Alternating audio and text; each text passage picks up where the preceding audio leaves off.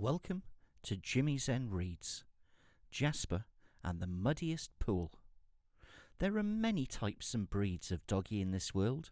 There are tall dogs, miniature dogs, clever dogs, snuffly dogs, bog-dwelling dogs, swishy-tail dogs, sledge dogs, sausage dogs, limpy dogs, barky dogs, happy dogs, tail-chasing, spinning-around dogs, smelly dogs, daft dogs, hot dogs, and least of all, and not forgetting, the droolers and the slobbering dogs. This is a tale about the world's most chocolatey, smiliest and spotty of our four-legged friends. This marvellous munchkin of a hound is called Jasper, a magnificent, loving, slobbering, strong, brave and happy Dalmatian hound, and he is my bestest and beastiest of friends. His eyes are big and brown and full of love. His bark, which he saves especially for either excitement or the delivery dude, is deep and loud. He wears a brown leather collar with a brown skull and crossbones tag around his neck. After food, naps, further snacks, sniffing and chasing things, our spotted and furry friend loves the water in all its wonderful wet and soggy ways, playing in puddles, sploshing in pools and ponds, to take a nice dip in rivers and lakes, all the way through to swimming in the deep blue and emerald fish-laden seas. In fact, it is safe to say that where there is water, he will fondly and gladly play until he is beckoned and called away. All, with one exception of his watery exploits, give him tidings of great joy. Just one little fly in the ointment.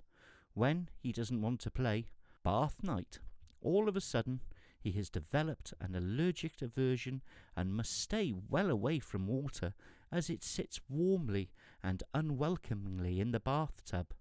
For love nor money or even a treat will Jasper get in gladly.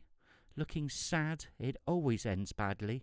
So, a hosepipe outside and a few watering cans later to wash the lather clean away.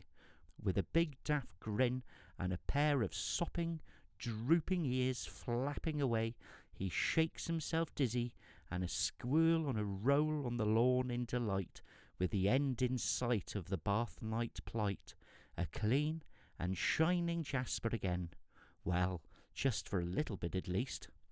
One fine and beautiful spring day, our big drooling dog had just polished off his elevensies and was, as usual, bursting and brimming with the energy beans, and was hinting in his unsubtle manner by getting under my feet, then nudging his walking lead, adding a gentle whine and a playful spotted smile.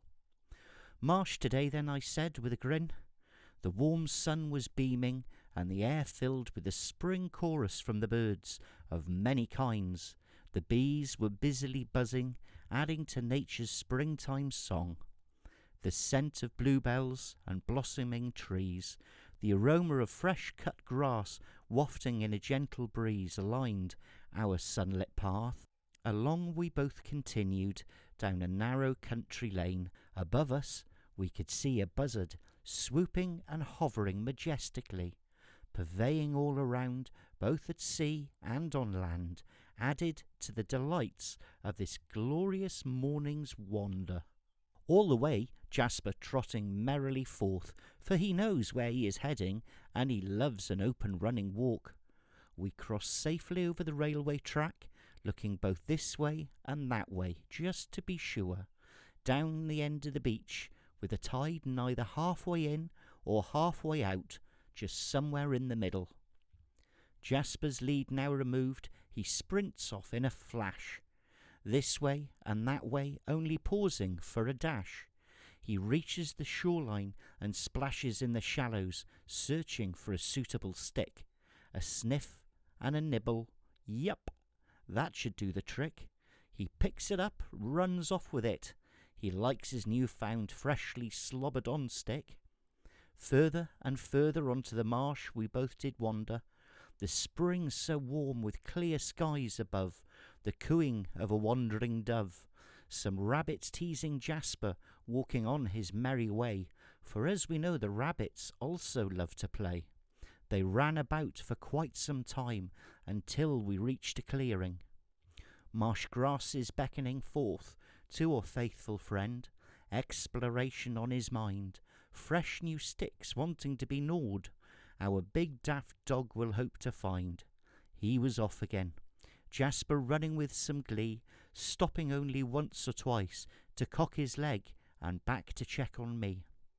The marsh, it gets quite flooded on the big high tides. When it retreats again, many pools are left behind.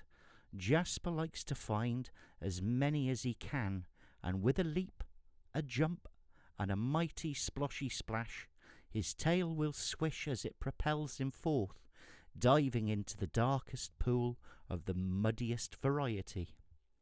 He bathes and wallows in the cool waters like a miniature happy hippy hippo. The sticks and rabbits are soon forgotten when he's dripping wet and fully sodden. The colour of the pools to you and I don't look quite inviting, for they have stagnant, stinky water that's dark, murky, browny black. I would not want to swim in it myself, but then I'm not a doggy, and when walking I prefer to be dry and not particularly soggy.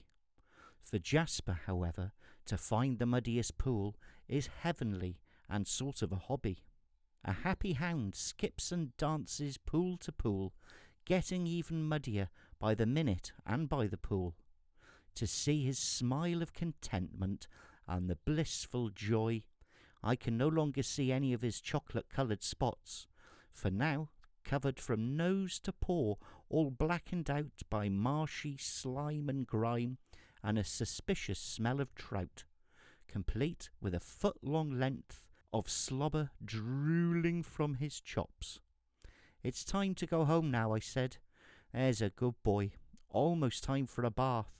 A quick rinse in the river too, as we both walk past.